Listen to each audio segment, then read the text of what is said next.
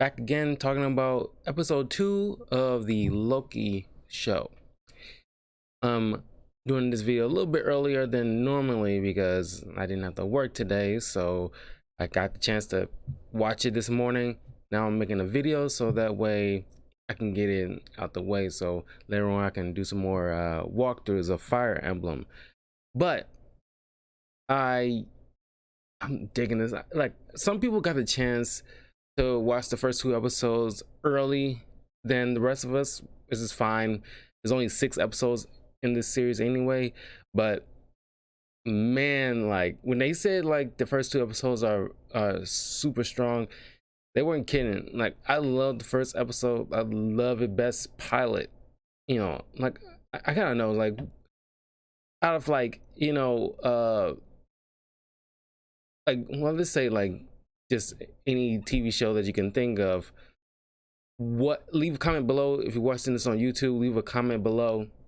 That's youtube.com/talkativecarl if you want to subscribe. But leave a comment below. Let me know, what TV show do you think had like a strong pilot? Because I think Loki series, well, despite I'm about to say despite my feelings on WandaVision, it's just like I like the first episode, and I remember it being strong, but just like the first few episodes were just like, yeah, like, okay.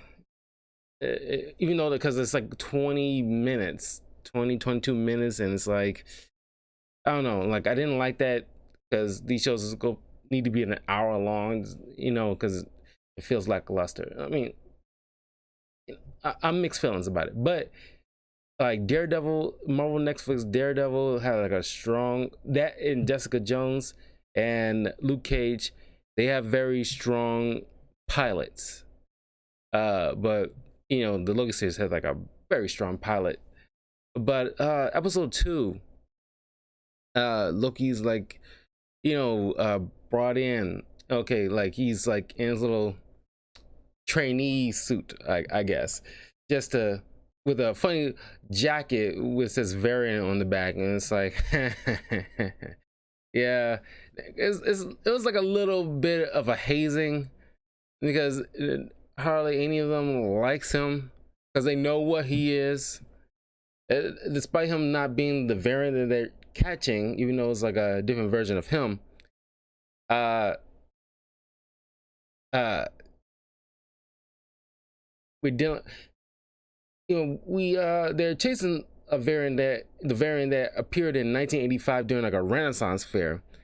And I gotta say, there's a friend of mine who told me a couple of months back, by this point, that, because she lives in Nevada, and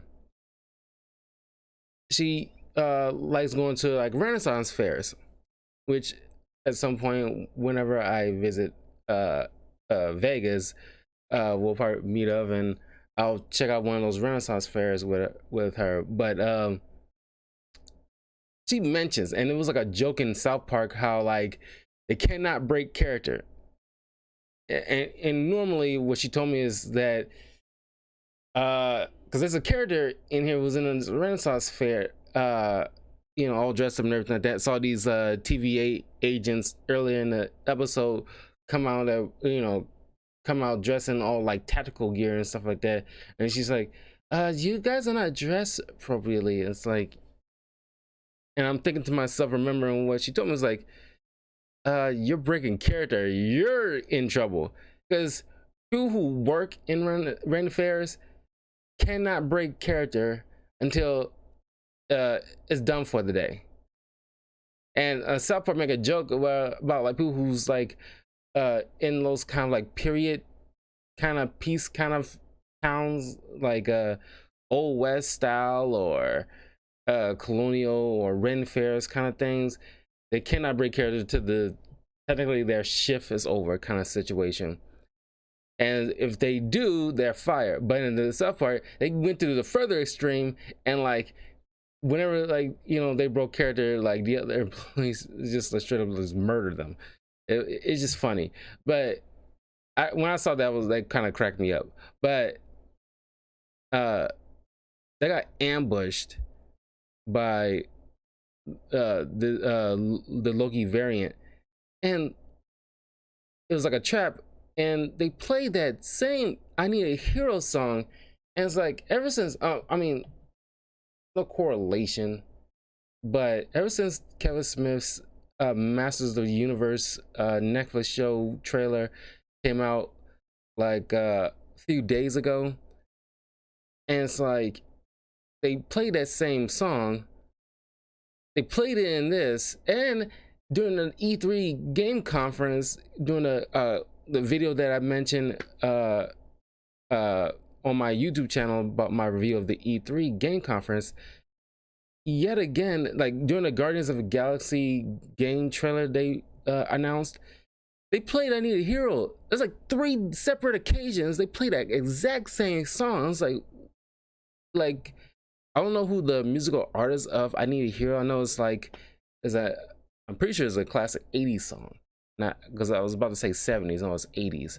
And it's like, where is this weird resurgence for this specific song that like 3 different areas, not even the same universe, 3 different wildly different mediums playing this specific song is very odd. But the variant pretty much like this particular Loki possesses people, and like normally we seen like our Loki not possessed, but it's like mind controls people using the staff that he wielded in the first Avengers movie. But this one actually, because they mentioned that each Loki has like the fundamental powers, like shape shifting, and and super strength. But this one actually possesses people, or at least transfer a bit of their conscious into them, while the main host does their thing. And she the variant ambushes, kills everybody, but possesses the commander of the group to start helping the variant kill her her squad. She passes out, then the variant just straight up kidnaps her, use her as like bait, which is probably like well, it is explained later that the variant is trying to get information from this agent, more specifically where the timekeepers are, which sorry, which that kind of information is very need to know. So not many people know exactly where timekeepers are, except for a few select few. I'm curious how this Loki knew this specific soldier would know that kind of information. But maybe that'll be filled in the next episode. But they bring in Loki to like follow up on the clues left behind, and of course Loki's he gives off this speech about how like there's a difference between what he does when it comes to like illusion casting. There's like a specific difference, or make like duplication kind of things. Like he used very technical stuff. It's not like regular techno babble. It's kind of like something that you actually looked up the definition kind of thing. Where he's like he like a duplicate is like his actual copy of my original look.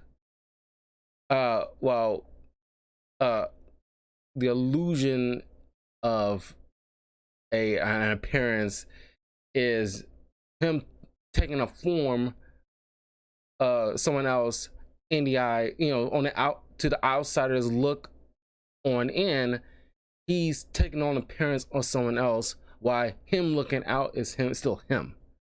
So I thought it was a cool scene. I mean, like them him trying to correct them on, like, that's not how my powers work. Don't, it's kind of like, I know how my powers work. What you have is very incorrect. You're conflating, you're belittling my powers and conflating it by definition. So I just need to correct you on that kind of. He's Loki explaining. I just thought off of that. He's Loki explaining how his powers work, and I think it's kind of appropriate that he correct. You don't just tell Thor how his powers work in front of Thor. That'd be kind of like, rude, borderline disrespectful. I know nobody likes Loki, but it's like, he would know how his powers work, But anyway, they investigate the grounds. Now, I'm not sure if what he was doing was actually trying to, like, pull the wool over the eyes, but later on in the episode they kind of like explain what he did. They using pretty much him to, okay, how you would think. So what you see here, and it's like, well, like in Asgard, yeah, like you're just like the Asgardians. It's so predictable. It's like, I learned from just listening to you talk. It's like, he goes over about a saying in Asgard where it's like, if you see like the wolf's pointy ears, the teeth are not far behind. Was insinuating that pretty much it's like, there's like a, almost like a trap. I want to say it's like almost like the way he explains, like, the danger's not that far behind. But they go back and they pour over these documents with certain files that Loki is not is classified and he can't see. And the way he goes to this, look like a librarian, telling him, like, he wants, like, all right, give me everything you have on the beginning of time. Like, that's classified. Give me everything you know about the timekeepers. That's classified. Give me everything you know about the end of time. That's classified. What isn't classified? And she gives him everything about him.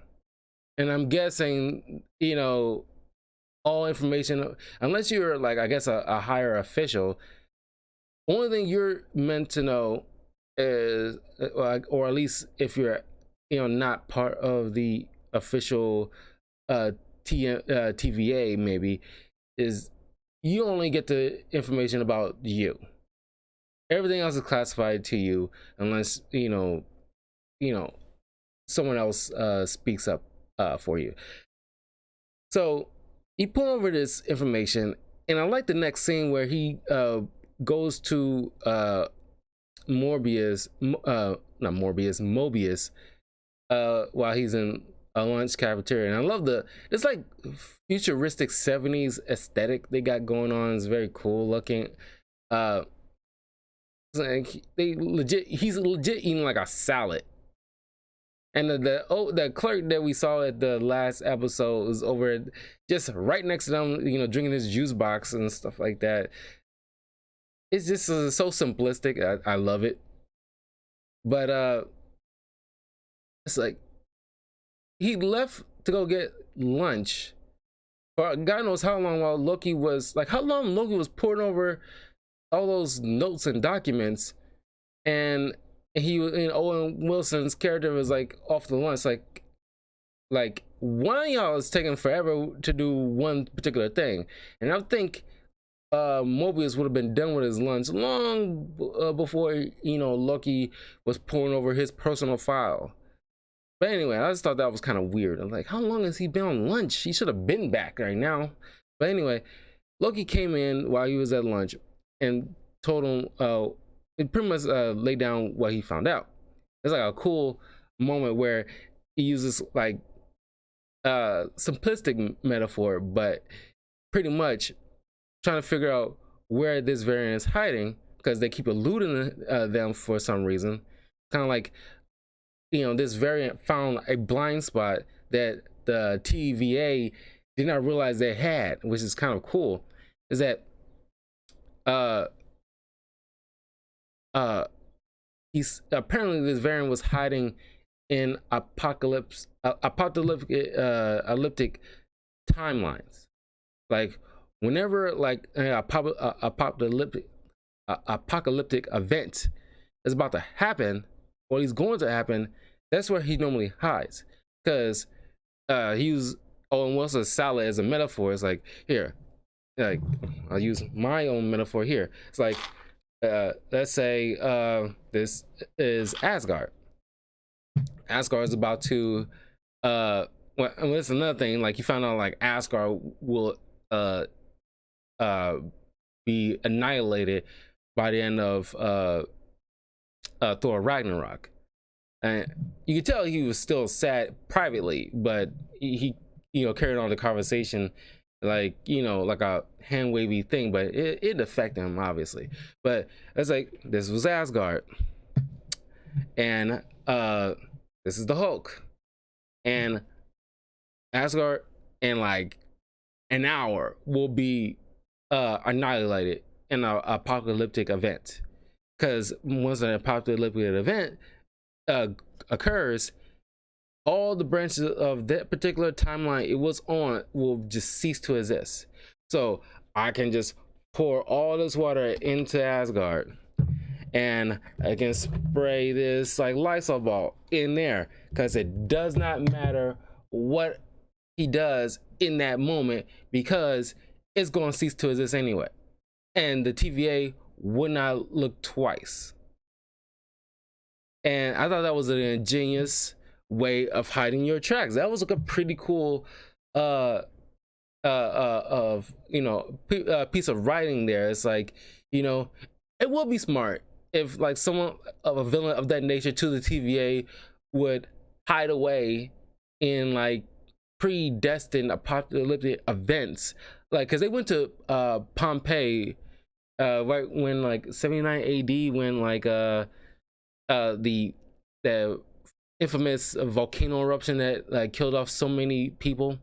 It's like they tested out. It's like Loki just went out there, and because Tom Hiddleston, I only found out on a couple of days ago, Tom Hiddleston like not only sings and he does all these Broadway plays, he speaks several languages, including sign language, which is freaking cool. But he goes off and speaks in their native tongue, and just say, "I'm from the future," and like he lets all these animals loose, like freaking out the shepherd that was hurting them, and it's like as soon as like the volcano erupted, Owen Wilson's character was looking at his like tech and seeing if like there's nothing what he just did affected like the timeline, because it people who's like branching off doing something will set off their radar, because that timeline will still continue. But if there's like a cutoff point because like a big event is going to happen, like an annihilation that pretty much going to just wipe everything anyway, then there you go.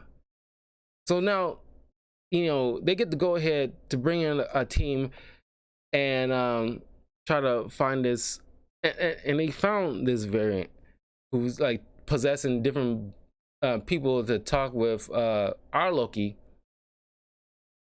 and Loki trying to tell this other Loki like, work with me. Well, our Loki is trying to tell this bad Loki, you know, I'll make you my lieutenant because I'm going to overthrow the timekeepers.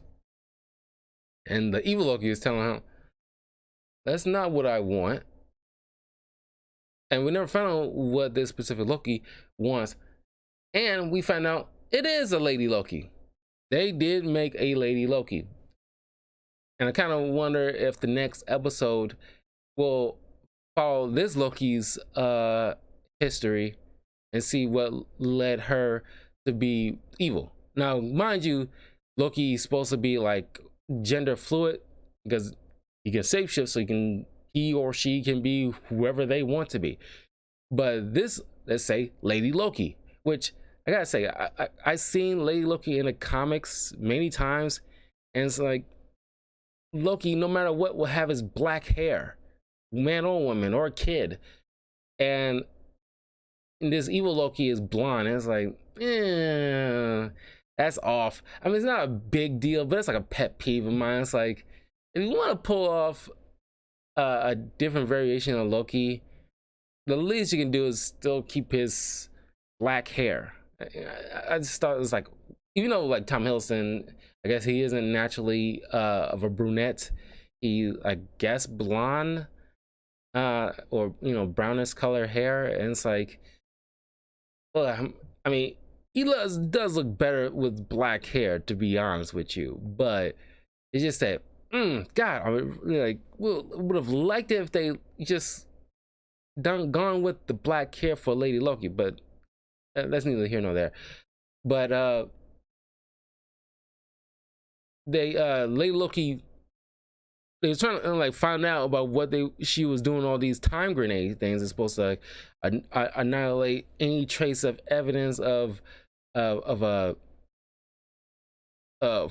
a variant might have gone to that shouldn't have been there, even if it was them. And she been collecting all of these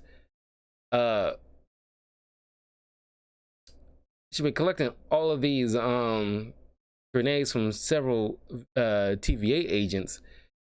And before I get to that, in like, because they went to this other area that when they tracked down like in 2050 of Alabama, when another big storm about to tear through Alabama in this 2050 year, it was in this big superstore kind of thing, and evil Loki was watching on the monitors as the TV agents and Loki was combing through the area, and like you see a close-up on evil Loki's hands.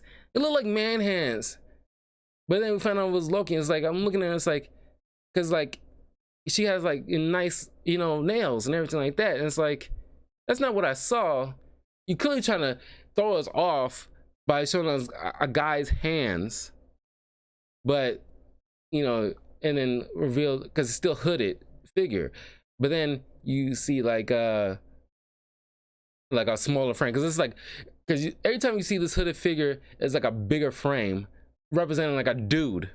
Like certain guys and women have different body mass, and it's like, as soon as Lady Loki is about to be revealed, because much smaller frame, she's a very slender woman, and it's like, that's not what I saw. So you're trying to throw everybody off. We knew it was gonna be a Lady Loki because everybody wanted that. You knew everybody wanted that. You're trying to throw everybody off, and it's like, it's like, it didn't really work, for at least not for me. It didn't work because like I knew he was gonna pull off a Lady Loki.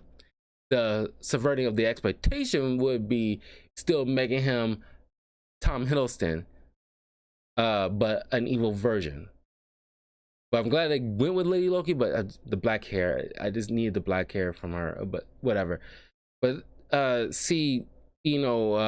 calibrated all these bombs to go off, but shipped them through the TVA portals into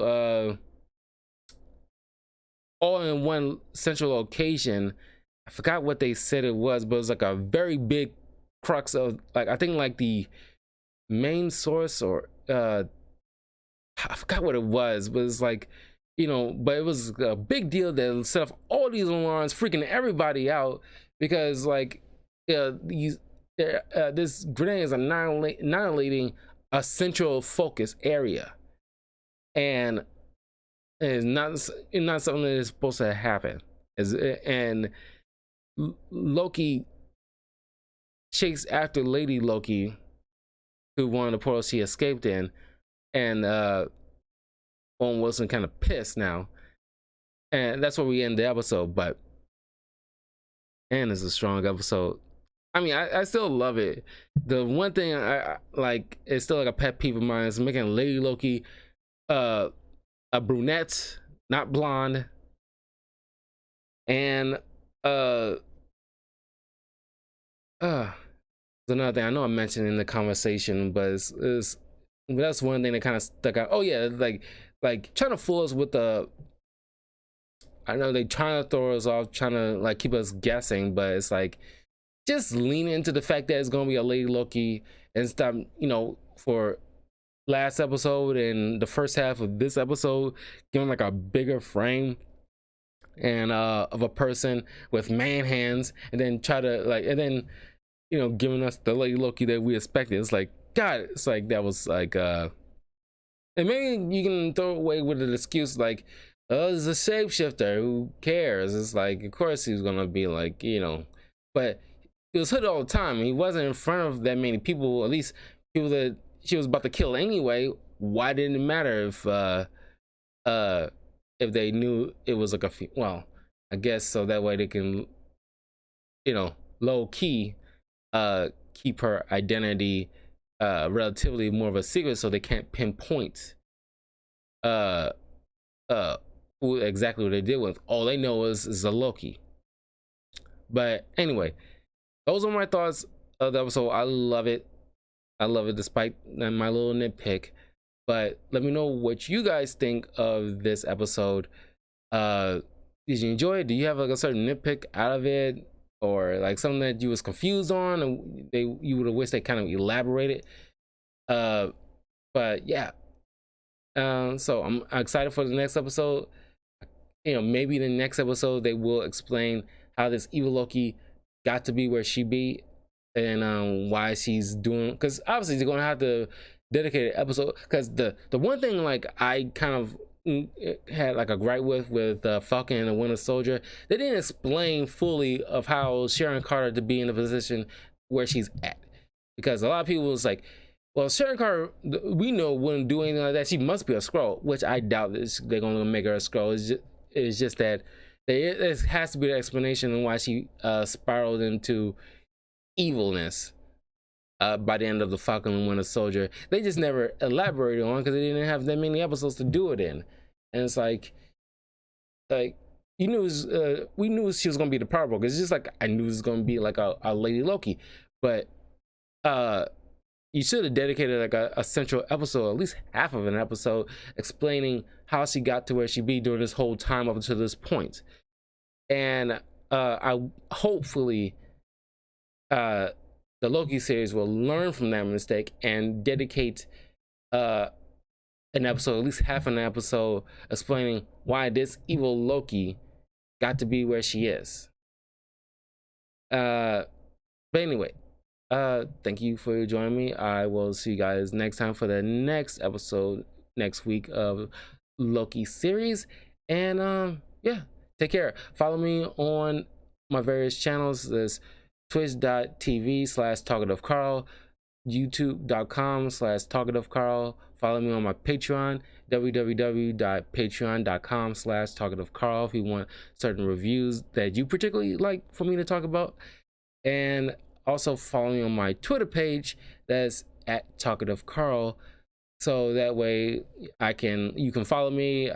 You know, every once in a while I'll be on Twitter announcing whenever I am streaming or doing like a discussion video. You can join me on live discussions so we can like chat back and forth, that kind of thing. So I'll see you guys next time. Take care.